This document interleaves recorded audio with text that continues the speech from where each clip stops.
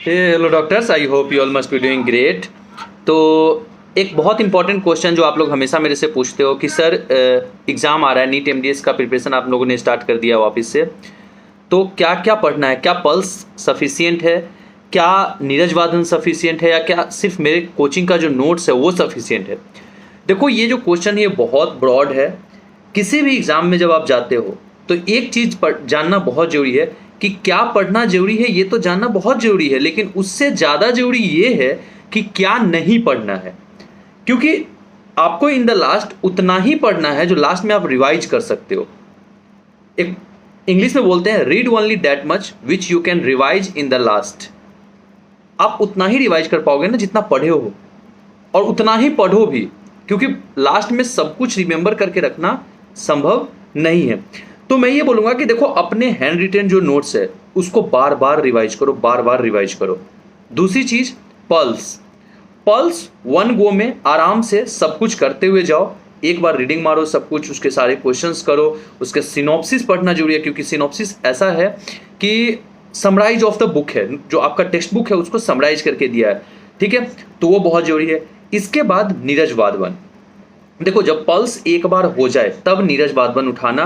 Pulse के 4 volume है, नीरज वादवन के 2 वॉल्यूम है। पल्स के 4 वॉल्यूम जब एक बार कंप्लीट कर लो तब नीरज वादवन उठाना। नीरज वादवन तब उठाना, उसमें क्या करना कि आपको ऐसा हो जाना चाहिए कि हाँ, पढ़ रहे हो, क्वेश्चन कर रहे हो, और नीरज वादवन में एक्सप्लेनेशन बहुत अच्छा दिया है, और Neeraj Wadhwan is more toward the AIIMS, INI set के लिए ज़्यादा अच्छा है in comparison to the NEET. तो जो भी लोग INI सेट के लिए हो, नीरज वादवन तो जरूर पढ़ना, नीरज वादवन को जरूर पढ़ करके जाना। दूसरी नंबर बात, जब जनवरी आ जाएगा, दिसंबर आ जाएगा, तो उसके बाद फिर से वापस पल्स को रिवाइज करना है। 2 से 3 बार पल्स रिवाइज होनी ही चाहिए, मिनिमम 2 टाइम्स, मैक्सिमम जितना आप कर सकते हो उतना अच्छा है। तो पल्स तो आपका सबसे इंपॉर्टेंट बुक हो गया। नीरज वादवन साइड बुक हो गया, क्योंकि नीरज वादवन में एक्सप्लेनेशन बहुत अच्छे से दिया हुआ है। उसके बाद बहुत सारे कोचिंग वगैरह जब आप ज्वाइन करते हो तो उसमें बोला जाता है कि स्पर्श गुप्ता सॉल्व कर लो, अरोड़ा सॉल्व कर लो। देखो, ये सारी बुकें तब की जाती है सॉल्व जब आपके पास टाइम बहुत हो। अब अपने पास टाइम बहुत कम है, और जब टाइम कम हो तो जो मेजर बुक है वो है डेंटल पल्स, उसको सॉल्व जरूर करना। और इन द लास्ट अपने नोट्स जितनी बार रिवाइज कर सकते हो उतना ही करो। मैंने एक लाइन बोला ना आपको, क्या पढ़ना है ये जानना जरूरी है, लेकिन उससे कहीं ज़्यादा जरूरी ये है कि क्या नहीं पढ़ना है, ठीक है। क्योंकि बहुत कुछ पढ़ करके लास्ट में सब कुछ याद करके रखना भी बहुत मुश्किल हो जाता है, ठीक है।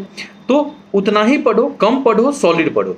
मेरा ये कहना है, कम पढ़ो, सॉलिड पढ़ो, पल्स, नोट्स और नीरज वादवन को कर लो, that will be more than sufficient, more than that sufficient.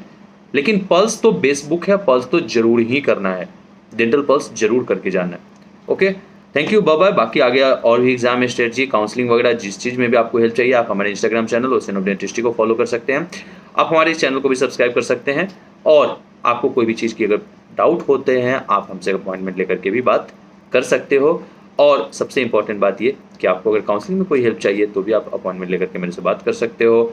Thank you, bye bye, take care.